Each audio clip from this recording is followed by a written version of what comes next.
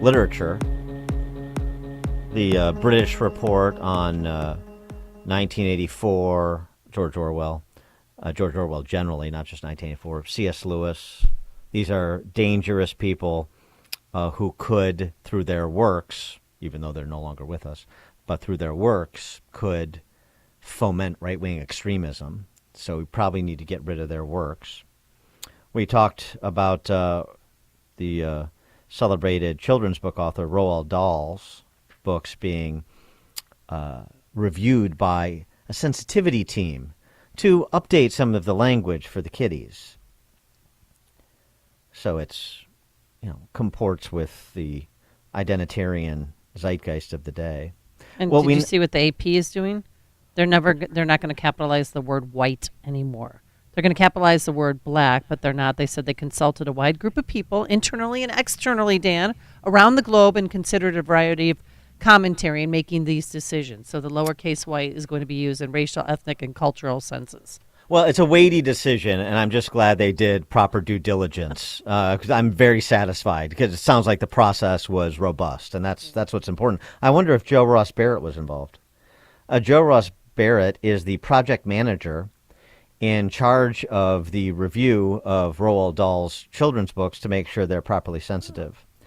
Joe Ross Barrett describes herself as, I'm quoting, a non-binary, asexual, polyamorous relationship anarchist who is on the autism spectrum. That's a bunch of gobbledygook. I have no idea what that means. She uses they, them pronouns, which won't surprise you. So I'm sure that Roald Dahl's books will be eminently more inclusive after she gets done with them, and more fitting for the time, so that no child may be offended and all children can be properly indoctrinated into the gender ideology of the left.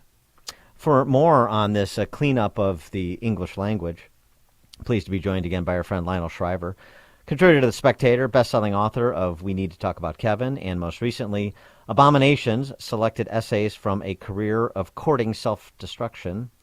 Lionel, thanks for joining us again. Appreciate it. Always nice to talk to you. Well, if it's good enough for the asexual, polyamorous, non-binary set, then it's good enough for us. You wrote a piece recently, the word's actually worth banning, and of course you don't mean by government diktat, but we just these phrases and words that we use that we really should stop using.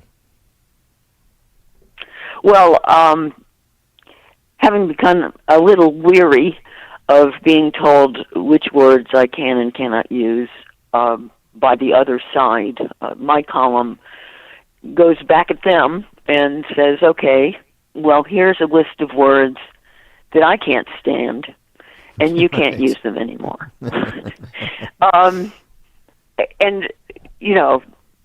of the most irksome aspects of the left for me is their grotesque use of language. It's a very jargon-ridden movement.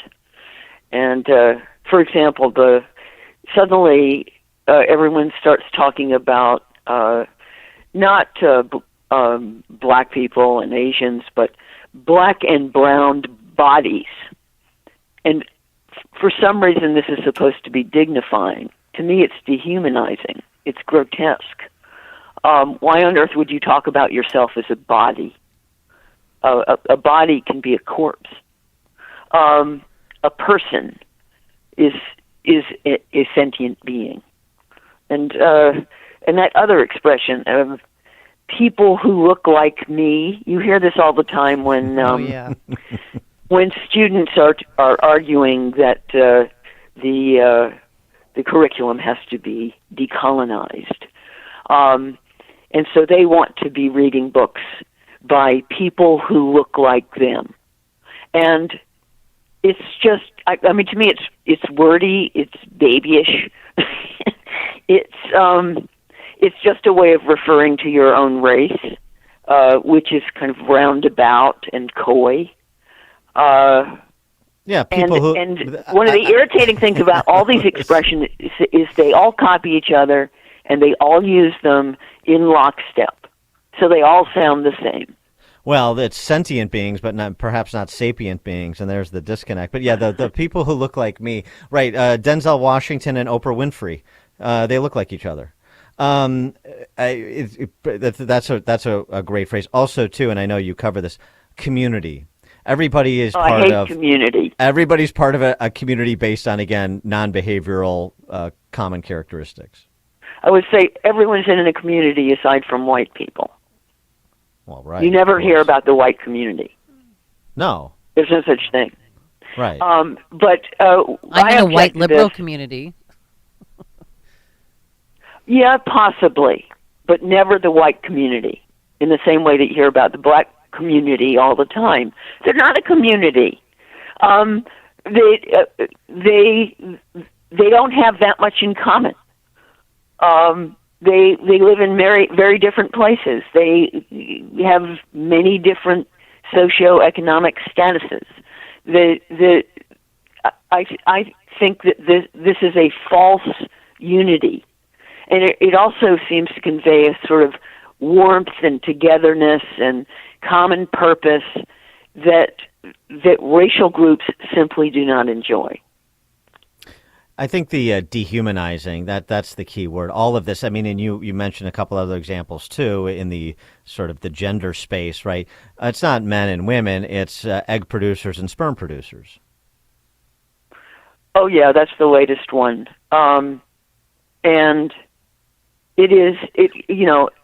I find that as a female person, I get deeply offended in a way that really surprises me because I don't get easily offended. I don't make a career of being offended like most people. But to be called an egg producer or a birthing person, it's obnoxious. People who have a cervix, that's big in the National Health Service in Britain. Gross. And it reduces women to body parts, and also it has an almost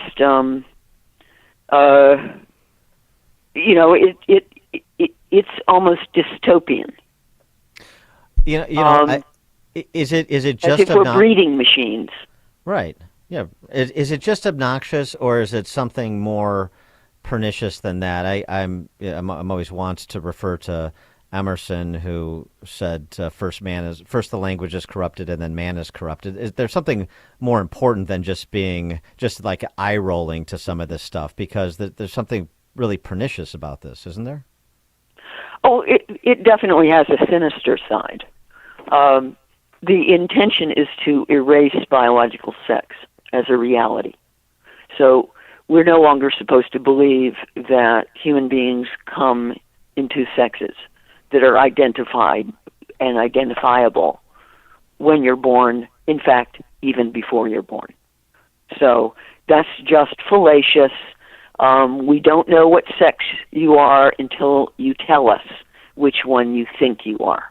Sex is being reduced to an interior feeling, and it has nothing to do with your genitals or, for that matter, your DNA. And this is just a flagrant factual lie, and not a matter of opinion. A lot of the left's positions are a matter of opinion. This is not opinion. This is physical, external reality that the left is now determined to cancel, if you will. Everyone's also everyone in a community is also part of a marginalized community.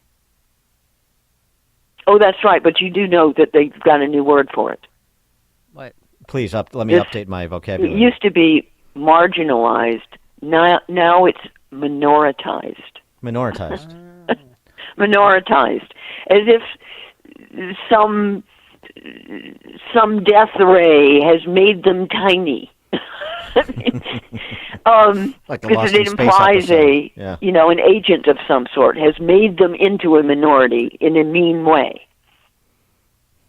And it's I don't know where this came from. I don't know who started it, but it's spreading like wildfire.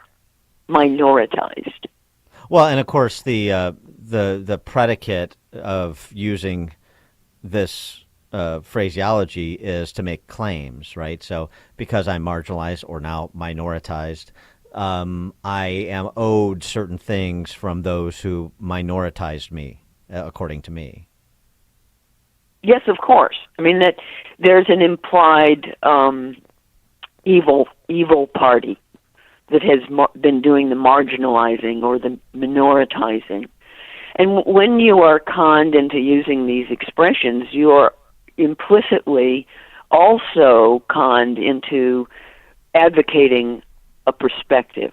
And that is the purpose of this language as much as anything. It is to, first off, it's to signal to fellow travelers that you're one of them, but it's also to use this language is to advocate for left-wing causes and for left-wing perspectives on the world.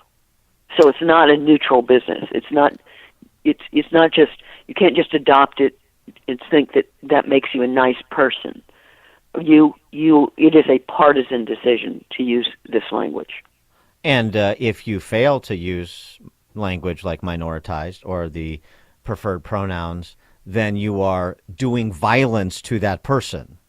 And that always struck me as, continuing to push us down the road to thought and speech crimes, speaking of George Orwell.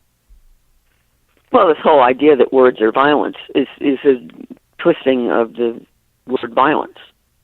And violence involves physical damage. And we've allowed that word to get away from us. Unfortunately, what happens when you corrupt language like this is you make it useless. Eventually, the word violence won't mean anything because we've removed it from its dictionary definition. And one of my frustrations with the way the dictionary world has changed is that we now look up everything online, and all of these online dictionaries are revised on a daily basis, so that words are allowed to change rapidly, gallopingly, on the basis of who happens to be misusing it this week.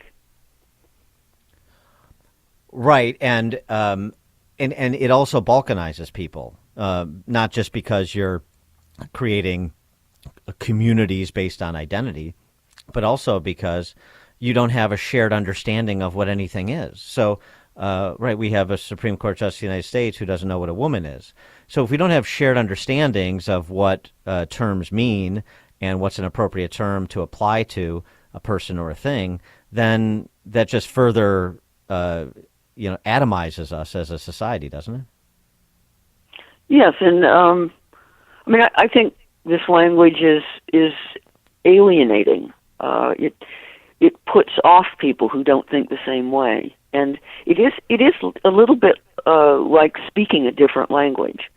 And the more we develop these opposing jargons, the more we reinforce being in different camps. I mean, speaking a common language it's primitive. It is a unifier. It is the way we communicate with each other, and increasingly we're not communicating, or all we're communicating is hostility or group membership.